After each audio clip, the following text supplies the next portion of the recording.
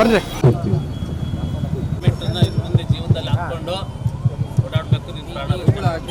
ಹೌದು, ಈ ಹಿಂದೆಯೂ ಅನೇಕ ಬಾರಿ ಹೆಲ್ಮೆಟ್ ಕಡ್ಡಾಯ ಆದೇಶ ಹೊರಡಿಸಿದ್ದ ಚಿಕ್ಕಬಳ್ಳಾಪುರ ಪೊಲೀಸರು ಕೇವಲ ಘೋಷಣೆಗೆ ಮಾತ್ರ ಸೀಮಿತ ಎಂಬಂತೆ ಒಂದೆರಡು ದಿನಗಳಲ್ಲಿ ಮತ್ತೆ ಕೈಬಿಟ್ಟಿದ್ದಾರೆ. ಅದೇ ರೀತಿ ಡಿಸೆಂಬರ್ 11ರಿಂದ ಮತ್ತೆ ಹೆಲ್ಮೆಟ್ ಕಡ್ಡಾಯ ಆದೇಶ ಹೊರಡಿಸಿದ್ದು, ಈ ಬಾರಿಯಾದರೂ ಕಟ್ಟುನಿಟ್ಟಾಗಿ ಮುಂದುವರಿಸಲಿದ್ದಾರೆ, ಇಲ್ಲವೇ ಮಧ್ಯದಲ್ಲಿಯೇ ಮತ್ತೆ ಕೈ ಬಿಡಲಿದ್ದಾರೆ ಎಂಬ ಪ್ರಶ್ನೆ ಎದುರಾಗಿದೆ. ಇತ್ತೀಚಿನ ದಿನಗಳಲ್ಲಿ ಬೈಕ್ ಅಪಘಾತಗಳು ಹೆಚ್ಚಾಗಿ ಅನೇಕ ಮಂದಿ ಜೀವ ಕಳೆದುಕೊಳ್ತಾ ಇದ್ದು, ಇದಕ್ಕೆ ಹೆಲ್ಮೆಟ್ ಧರಿಸದೆ ಬೈಕ್ ಓಡಿಸೋದೇ ಕಾರಣವಾಗಿದೆ. ಹಾಗಾಗಿ ತಪ್ಪದೆ ಹೆಲ್ಮೆಟ್ ಧರಿಸುವಂತೆ ನ್ಯಾಯಾಧೀಶರು, ಜಿಲ್ಲಾಧಿಕಾರಿಗಳು ಮತ್ತು ಜಿಲ್ಲಾ ಪೊಲೀಸ್ ವರಿಷ್ಠಾಧಿಕಾರಿಗಳು ಎಚ್ಚರಿಸಿದ್ದಾರೆ. ಚಿಕ್ಕಬಳ್ಳಾಪುರ ಹಲವು ವಿಶ್ವ ಪ್ರಖ್ಯಾತ ಪ್ರವಾಸಿ ತಾಣಗಳಿಗೆ ಖ್ಯಾತಿ ಪಡೆದಿದೆ. ಈಶಾ ಫೌಂಡೇಶನ್ ತಲೆ ಎತ್ತಿದ ಮೇಲೆ ವಾಹನ ಸಂಚಾರ ದಟ್ಟಣೆ ಚಿಕ್ಕಬಳ್ಳಾಪುರ ಜಿಲ್ಲಾ ಕೇಂದ್ರದಲ್ಲಿ ಹೆಚ್ಚಾಗಿ ಅಪಘಾತಗಳಿಗೆ ಕಾರಣವಾಗಿದೆ. ಸಾವು ನೋವಿನ ಪ್ರಕರಣಗಳು ಹೆಚ್ಚಾಗುತ್ತಿವೆ. ಇದರಿಂದ ಚಿಕ್ಕಬಳ್ಳಾಪುರ ಜಿಲ್ಲಾಡಳಿತ, ಪೊಲೀಸ್ ಇಲಾಖೆ, ಕಾನೂನು ಸೇವೆಗಳ ಪ್ರಾಧಿಕಾರ, ವಕೀಲರ ಸಂಘದಿಂದ ರಸ್ತೆ ನಿಯಮ ಪಾಲನೆ ಕುರಿತು ಜಾಗೃತಿ ಜಾಥಾ ಹಾಗೂ ಉಚಿತ ಹೆಲ್ಮೆಟ್ ವಿತರಣೆಯನ್ನ ಜಿಲ್ಲಾ ನ್ಯಾಯಾಲಯದ ಮುಂಭಾಗದಿಂದ ಶಿಡ್ಲಘಟ್ಟ ವೃತ್ತದವರೆಗೂ ಹಮ್ಮಿಕೊಳ್ಳಲಾಗಿತ್ತು. ಚಿಕ್ಕಬಳ್ಳಾಪುರದಲ್ಲಿ ವಾಹನ ಸವಾರರು ಸಂಚಾರಿ ನಿಯಮಗಳನ್ನು ಉಲ್ಲಂಘಿಸಿ ವಾಹನ ಚಲಾಯಿಸಿದ್ರೆ, ಅದರಲ್ಲೂ ಬೈಕ್ ಸವಾರರು ಹೆಲ್ಮೆಟ್ ಧರಿಸದೆ ಬೈಕ್ ಚಲಾಯಿಸ್ತಾ ಇದ್ದು, ಇದರಿಂದ ಅಪಘಾತವಾದಾಗ ಹೆಲ್ಮೆಟ್ ಇಲ್ಲದೆ ಇರೋದ್ರಿಂದ ಸಾವು ನೋವಿನ ಪ್ರಕರಣಗಳು ಹೆಚ್ಚಾಗ್ತಿವೆ. ಇದರಿಂದ ಚಿಕ್ಕಬಳ್ಳಾಪುರ ಜಿಲ್ಲೆಯಲ್ಲಿ ಪ್ರತಿಯೊಬ್ಬರು ಹೆಲ್ಮೆಟ್ ಧರಿಸುವಂತೆ ಜಿಲ್ಲಾ ಪೊಲೀಸರು ಹೆಲ್ಮೆಟ್ ಧರಿಸದೆ ದ್ವಿಚಕ್ರ ವಾಹನ ಚಾಲನೆ ಮಾಡೋ ಬೈಕ್ ಸವಾರರಿಗೆ 500 ರೂಪಾಯಿ ದಂಡ ವಿಧಿಸಿ 1,000 ರೂಪಾಯಿ ಮೌಲ್ಯದ ಹೆಲ್ಮೆಟ್ ನೀಡಿ ಸದಾ ಹೆಲ್ಮೆಟ್ ಧರಿಸುವಂತೆ ಸಾರ್ವಜನಿಕರಿಗೆ ಜಾಗೃತಿ ಮೂಡಿಸಿದ್ದಾರೆ. ಡಿಸೆಂಬರ್ 11ರಿಂದ ಚಿಕ್ಕಬಳ್ಳಾಪುರ ಜಿಲ್ಲೆಯಲ್ಲಿ ಹೆಲ್ಮೆಟ್ ಕಡ್ಡಾಯ ಮಾಡಿದ್ದು, ಪ್ರತಿಯೊಬ್ಬರು ಹೆಲ್ಮೆಟ್ ಧರಿಸಿ ಸಂಚಾರ ಮಾಡಬೇಕು, ಇಲ್ಲದಿದ್ದಲ್ಲಿ ಕಾನೂನು ಕ್ರಮ ಜರುಗಿಸುವುದಾಗಿ ಎಸ್ಪಿ ಕುಶಾಲ್ ಚೌಕ್ಸೆ ಬೈಕ್ ಸವಾರರಿಗೆ ಎಚ್ಚರಿಕೆ ನೀಡಿದ್ದಾರೆ. ಚಿಕ್ಕಬಳ್ಳಾಪುರದಲ್ಲಿ ಬೈಕ್ ಸವಾರರ ಸುರಕ್ಷತೆ ಕಾಪಾಡಲೆಂದೇ ಸಮಾಜ ಸೇವಕ ಹೋಟೆಲ್ ರಾಮಣ್ಣ ದಶಕಗಳಿಂದ ಉಚಿತವಾಗಿ ಸಾವಿರಾರು ಹೆಲ್ಮೆಟ್ಗಳನ್ನು ಚಿಕ್ಕಬಳ್ಳಾಪುರ ಜನರಿಗೆ ನೀಡುತ್ತಾ ಬಂದಿದ್ದಾರೆ. ಇಂದು ಸಂಚಾರಿ ಪೊಲೀಸರ ಜೊತೆಗೂಡಿ 150 ಹೆಲ್ಮೆಟ್ಗಳನ್ನು ಬೈಕ್ ಸವಾರರಿಗೆ ಉಚಿತವಾಗಿ ನೀಡಿದ್ದಾರೆ. ಒಟ್ಟಾರೆ ಚಿಕ್ಕಬಳ್ಳಾಪುರ ಜಿಲ್ಲಾ ಪೊಲೀಸರು ಸಾರ್ವಜನಿಕ ಸಾವು ನೋವಿನ ಪ್ರಕರಣಗಳನ್ನು ತಪ್ಪಿಸಲು ವಿನೂತನ ಕಾರ್ಯಕ್ರಮದ ಮೂಲಕ ಸಾರ್ವಜನಿಕರಿಗೆ ಅರಿವು ಮೂಡಿಸಿ ದಂಡ ವಿಧಿಸಿ ಉಚಿತ ಹೆಲ್ಮೆಟ್ ವಿತರಣೆ ಮಾಡಿದರು. ಡಿಸೆಂಬರ್ 11ರಿಂದ ಚಿಕ್ಕಬಳ್ಳಾಪುರ ಜಿಲ್ಲೆಯಾದ್ಯಂತ ಹೆಲ್ಮೆಟ್ ಕಡ್ಡಾಯ ಮಾಡಿದ್ದು, ಹೆಲ್ಮೆಟ್ ಇಲ್ಲದೆ ಮನೆಯಿಂದ ಆಚೆ ಬರುವ ಬೈಕ್ ಸವಾರರೇ ಎಚ್ಚರ, ಹೆಲ್ಮೆಟ್ ಧರಿಸಿ ನಿಮ್ಮ ಪ್ರಾಣ ಉಳಿಸ್ಕೊಳ್ಳಿ ಅನ್ನೋದೇ ನಮ್ಮ ಕಳಕಳಿ.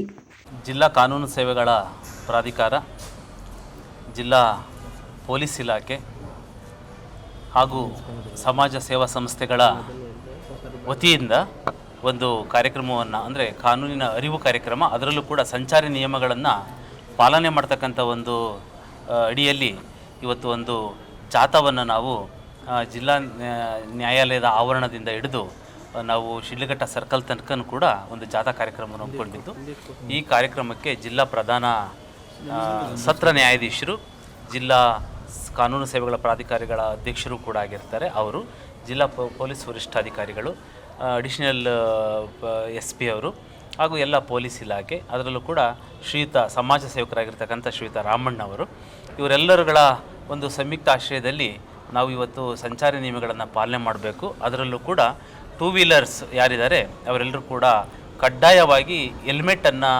ಧರಿಸಿ ನೀವು ಸಂಚಾರವನ್ನು ಮಾಡಬೇಕು ಎಂಬತಕ್ಕಂಥ ಒಂದು ಅರಿವನ್ನು ಮೂಡಿಸ್ತಕ್ಕಂಥ ದೃಷ್ಟಿಯಿಂದ ಇವತ್ತು ಕಾರ್ಯಕ್ರಮವನ್ನು ಹಮ್ಮಿಕೊಳ್ಳಲಾಗಿತ್ತು. ಸಮಾಜ ಸೇವಕರಾಗಿರ್ತಕ್ಕಂಥ ರಾಮಣ್ಣನವರು ಎಲ್ರಿಗೂ ಕೂಡ ಒಂದು ಹೆಲ್ಮೆಟನ್ನು ಉಚಿತವಾಗಿ ಕೊಡ್ತಕ್ಕಂಥ ಒಂದು ಕೆಲಸವನ್ನು ಇವತ್ತು ಮಾಡಿದ್ದಾರೆ.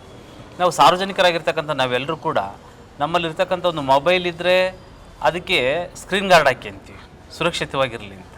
ಅಂಥದ್ರಲ್ಲಿ ನಾವು ಏನು ನಮ್ಮ ಜೀವವನ್ನು ಕಾಪಾಡ್ಕೊಳ್ಳಿಕ್ಕೆ ಬೈಕ್ ಮೇಲೆ ಸಂಚಾರ ಮಾಡ್ತಾ ಇರ್ತೀವಿ, ನಮ್ಮ ಜೀವವನ್ನು ಕಾಪಾಡ್ಕೊಳ್ಳಿಕ್ಕೆ ಒಂದು ಹೆಲ್ಮೆಟನ್ನು ಹಾಕ್ಕೊಳ್ಳಿಲ್ಲ ಅಂದರೆ ಎಷ್ಟು ತೊಂದರೆ ಅಲ್ವಾ. ಅದರಿಂದ ಒಂದು ವೇಳೆ ಆಕಸ್ಮಿಕವಾಗಿ ಏನಾದರೂ ಓಡಾಡಬೇಕಾದ್ರೆ, ಸಂಚಾರ ಮಾಡಬೇಕಾದ್ರೆ ರಸ್ತೆ ಮೇಲೆ ಬಿದ್ದು ತಲೆಯನ್ನೆಲ್ಲ ಒಡ್ಕೊಂಡ್ರೆ ಅದಕ್ಕೆ ಬದುಕೋದು ತುಂಬ ಕಠಿಣವಾದಂಥ ಕೆಲಸ. ಹಾಗಾಗಿ ಹೆಲ್ಮೆಟ್ ಎಂಬತಕ್ಕಂಥದ್ದು, ಹೆಲ್ಮೆಟ್ ಚಿಕ್ಕದಾದರೂ ಕೂಡ ಪ್ರಾಣ ದೊಡ್ಡದು.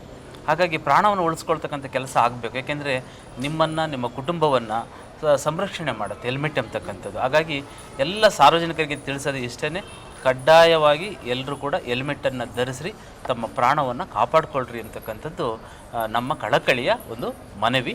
ಹಾಗಾಗಿ ಮೊದಲಿಗ ಸರ್ಕಾರಿ ಕಚೇರಿಗಳಿಗೆ ಬರ್ತಕ್ಕಂಥ ನೌಕರರು ಕೂಡ ಯಾವುದೇ ಇರ್ಬೋದು, ಜಿಲ್ಲಾಡಳಿತ ಭವನ ಇರ್ಬೋದು, ಅಥವಾ ಇಲ್ಲಿ ನಮ್ಮ ಜಿಲ್ಲಾ ಏನು ಕೋರ್ಟ್ ಇರ್ಬೋದು, ಆಮೇಲೆ AC ಆಫೀಸ್ ಇರ್ಬೋದು, ತಾಲೂಕು ಆಫೀಸ್ ಇರ್ಬೋದು, ಇಂಥ ಎಲ್ಲ ಕಡೆಯೂ ಕೂಡ ನಾವು ಅವೇರ್ನೆಸ್ಸನ್ನು ಮಾಡ್ತಾಯಿದ್ದೀವಿ. ನಮ್ಮ ಆವರಣವನ್ನು ಪ್ರವೇಶ ಮಾಡೋದಕ್ಕಿಂತ ಮೊದಲು ಕಡ್ಡಾಯವಾಗಿ ಹೆಲ್ಮೆಟ್ ಇದ್ದರೂ ಮಾತ್ರ ಅವರಿಗೆ ಅವಕಾಶವನ್ನು ಕೊಡ್ತಕ್ಕಂಥದ್ದನ್ನು ಮಾಡಬೇಕು ಅಂತ ಹೇಳ್ಬಿಟ್ಟು ಚಿಂತನೆಯನ್ನು ಮಾಡಿದ್ದೀವಿ. ಹಾಗಾಗಿ ನಮ್ಮ ಪೊಲೀಸ್ ವರಿಷ್ಠಾಧಿಕಾರಿಗಳು ನಾವು ಇಬ್ಬರು ಸೇರಿಕೊಂಡು ಈ ಏನು ಚಿಂತನೆ ಮಾಡಿದ್ದೀವಿ ಇದನ್ನು ಹಂತವಾಗಿ ಜಾರಿಗೆ ತರ್ತಕ್ಕಂಥ ಒಂದು ಕೆಲಸವನ್ನು ಮಾಡ್ತೀವಿ. ತನ್ಮೂಲಕ ಜನರ ಜೀವವನ್ನು ರಕ್ಷಣೆ ಮಾಡ್ತಕ್ಕಂಥ ಕೆಲಸವನ್ನು ಎಂಟೈರ್ ಜಿಲ್ಲಾಡಳಿತ ಮಾಡಲಿಕ್ಕೆ ಮುಂದಾಗಿದೆ.